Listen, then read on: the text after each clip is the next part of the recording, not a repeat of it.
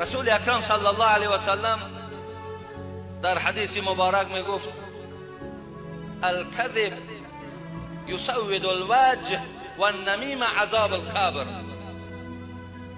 دروغ گفتن رو را سیاه می کند، ولی خبرکشی اکثر عذاب قبر از خبرکش هاست. کسی در حیات دروغگو است، خانه قبر و روز قیامت چهره را سیاه می کند. ولی کسی در دنیا خبرکش و خبربر است، اینها را پیامبر گو اکثر عذاب قبر از حساب این است.